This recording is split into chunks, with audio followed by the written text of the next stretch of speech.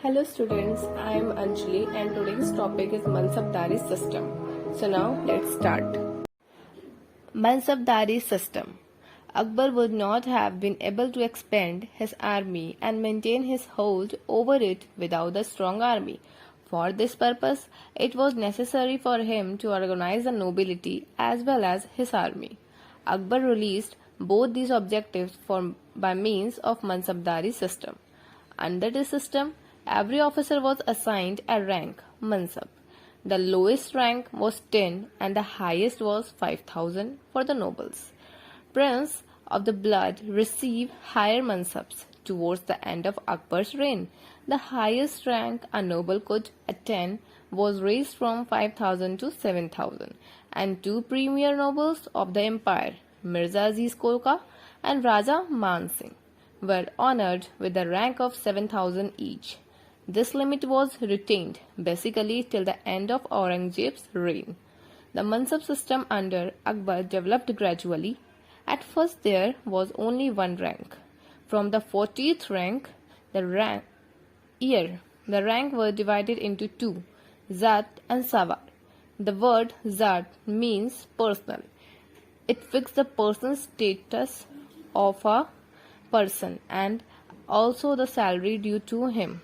The Savar rank indicated the number of cavalrymen a person who was required to maintain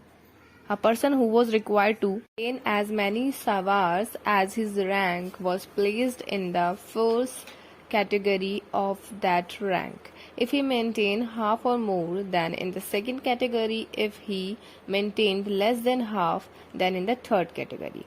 Thus, there were three categories in every rank.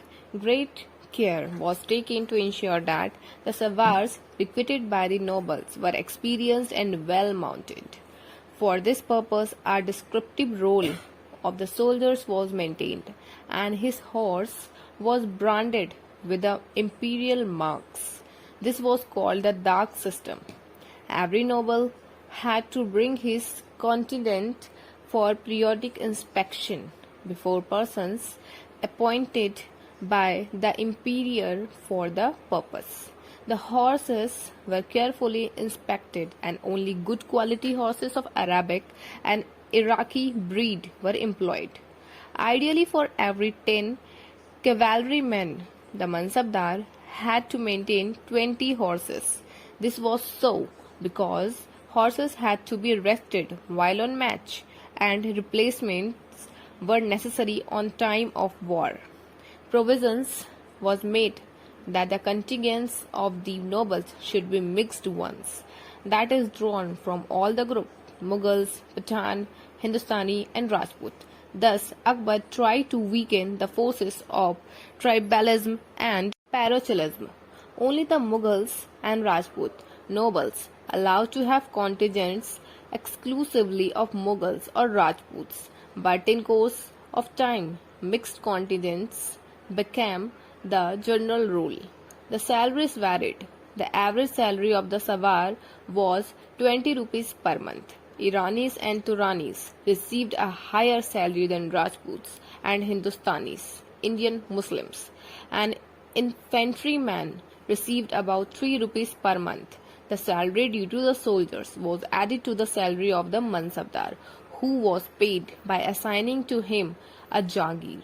A Jagir did not confer any hereditary rights on the holder or disturb any of the existing rights in the area.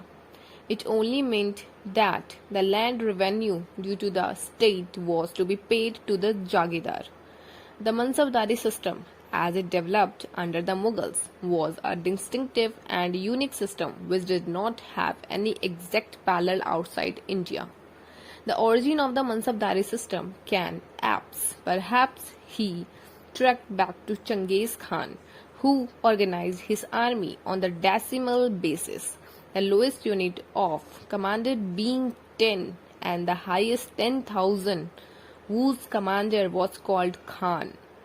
The Mongol system influenced to some extent the military system to the Delhi Sultanate, for we hear of commanders of hundreds and 1,000. Under the source, we have nobles who were designated commanders of 20,000 and 10,000 or 5,000 Sawars. But we don't quite know the system which was prevalent under Babur and Humayun. Persons holding ranks below 500 Zat were called Mansabdars. Those from 500 to below 2500 were called Amirs, and those holding ranks of 2500 and above were called Amir-e-Umda and Umad-e-Azam. However, the word Mansabdari sometimes used for all the three categories. Apart from status, this classification had a significance. An Amir or an Amir-e-Umda could have another Amir or Mansabdar serve under him, but a Mansabdar could not do so. Thus, a person with the rank of 5,000 could have under him a Mansabdar up to a rank of 500 Zat, and one with a rank of 4,000 could have a Mansabdar up to a rank of 400 Zat, and so on. A person could also be demoted as a mark of punishment. Thus, there was only one service including both army men and civilians. People who entered service at the lower rung of the ladder could hope to rise to the position of an Amir or even Amir-e-Umda. To that extent, careers were thrown open to talent. Akbar kept a large body of cavalrymen as his bodyguards. He kept a big stable of horses. He also maintained a body of gentleman troopers or ahadis. These were persons of noble lineage who did not have the means of raising a contingent, or were persons who had impressed the emperor. They were allowed to keep 8 to 10 horses and received a high salary of about 800 a month. They were answerable only to the emperor and had a separate muster master. These people could be compared to the knights of medieval Europe. Akbar was very fond of horses and elephants. He also maintained a strong park of artillery.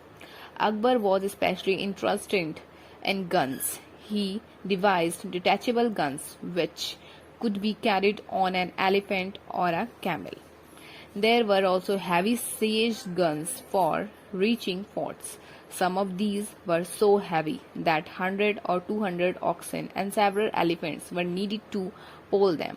A strong park of light artillery accompanied the emperor whenever he moved out of the capital. We don't know whether Akbar ever had any plans of building a navy.